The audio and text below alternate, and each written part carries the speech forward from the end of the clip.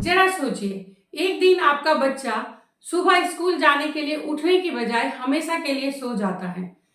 वजह चैटबॉट या डिजिटल दोस्त जिसने उसे हमेशा के लिए गलत रास्ते पर धकेल दिया। ये सिर्फ किसी एक घर की कहानी नहीं, बल्कि उस हर घर की कहानी है जहां पर कि पेरेंट्स बच्चों को समझने की बजाय उसे ऐप और चैटबॉट के हवाले छोड़ देते हैं। रोहन एक 14 साल का बच्चा है जो इंट्रोवर्ट है, स्कूल में ज्यादा दोस्त नहीं बनाता। पेरेंट्स अपने काम में बहुत बिजी हैं। घर में रोहन को ऐसा लगता है कि उसे कोई सुनता ही नहीं, समझता ही नहीं है। एक दिन रोहन ने अपने मोबाइल में एक चैटबॉट इंस्टॉल किया और उसके बाद वो चैटबॉट उसका दोस्त बन गया। वो उसके हर बात का जवाब देता और उसे अच्छा फील करवाता। उसके हर बातों का जवाब वो अच्छा और अच्छा में देता जाता। तो अब उसका दोस्त कोई इंसान नहीं, बल्कि एक चैटबॉट बन गया। शुरू में चैटबॉट रोहन को मोटिवेट करता, लेकिन बाद में चैटबॉट को जैसा इंस्ट्रक्शन हम देते हैं, जैसे कमांड हम देते हैं, वो उसी का जवाब देता है। उसी तरह से वो रोहन के नेगेटिव फीलिंग्स को समझ गया था और वो उसे ये जवाब देने लगा था कि तुम्हारी लाइफ की कोई वैल्यू नहीं है, तुम किसी के लाइफ में कोई वैल्यू नहीं रखते हो और तुम्हें कोई नहीं समझता। इस तरह के नेगेटिव इंस्ट्रक्शन को रोहन सच मान बैठा, क्योंकि वो अपने घर में अपने पेरेंट्स के साथ अपनी बातें शेयर नहीं करता था। इसलिए वो समझ ही नहीं पाया कि चैटबॉट गलत भी हो सकता है। एक दिन उसने अपने डायरी में लिखा कि अगर मेरे मम्मी पापा एक बार भी मुझे समझने की कोशिश करते तो शायद आज मैं जिंदा होता, और उसने अपनी लाइफ को खत्म कर लिया। अगली सुबह जब पेरेंट्स उठे और उसके रूम में गए, डायरी को पढ़ा, तो उनके आंखों में आंसुओं के साथ ये गिल्ट था कि काश हमने अपने बच्चे को सुना होता और काश हम उसे समझ पाते। लेकिन अब पछताए होत क्या जब चिड़िया चुग गई खेत। दोस्तों, टेक्नोलॉजी कभी बुरी नहीं होती। टेक्नोलॉजी बुरी तब होती है जब बच्चे के जिंदगी में खुद में कुछ कमी होती है, चाहे वो पेरेंट्स की कमी हो, पेरेंट्स के समझने की कमी हो। क्योंकि चैटबॉट से अगर ये पूछा जाए कि हम आत्महत्या कैसे कर सकते हैं या सुसाइड कैसे कर सकते हैं, तो वो कभी आपको ये आंसर नहीं करेगी कि ऐसे कर सकते हैं और ये अच्छी बात है, बल्कि वो कहेगी कि ये गलत बात है।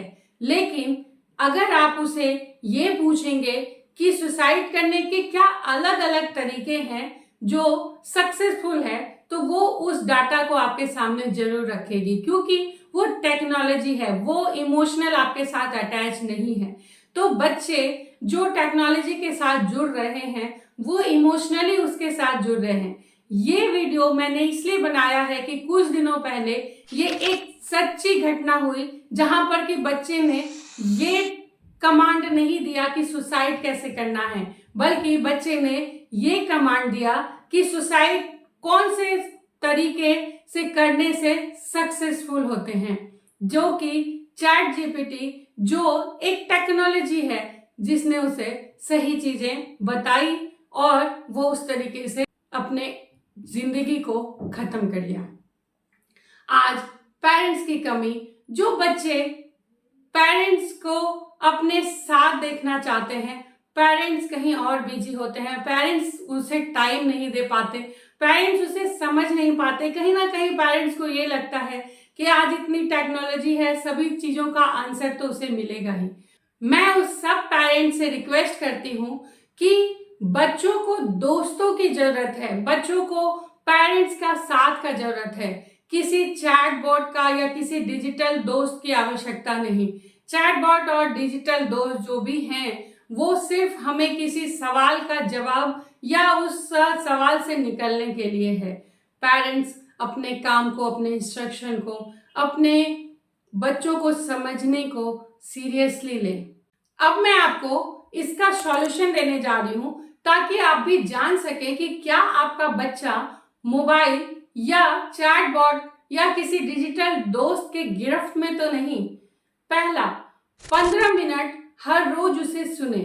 जब भी आप बच्चों को 15 मिनट सुनते हैं तो उसे उस समय पर जज ना करें, बल्कि बिना जजमेंट के बच्चों को सुने।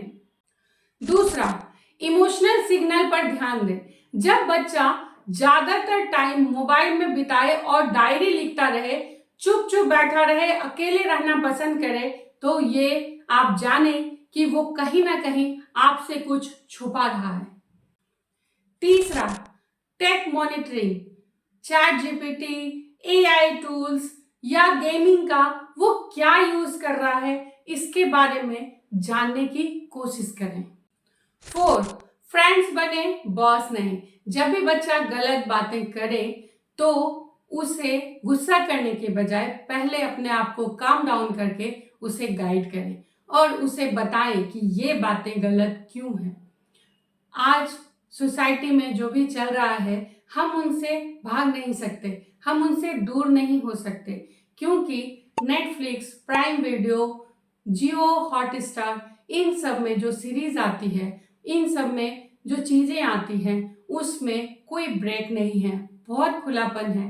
चैट जीपीटी, एआई टूल्स, ये सब में जो भी सवाल पूछा जाए वो ये नहीं देखती कि आपके बच्चे का उम्र कितना है और वो किस इमोशनल फेज से गुजर रहा है। आपका काम है कि आप इन चीज़ों पर मॉनिटरिंग करें, क्योंकि इतनी नेगेटिविटी बढ़ गई है, इतनी न्यूडिटी बढ़ गई है और इतने सारे सवाल बच्चों के मन में आ रहे हैं कि वो आपके साथ शेयर करेंगे, तभी आप उसे गाइड कर पाएंगे।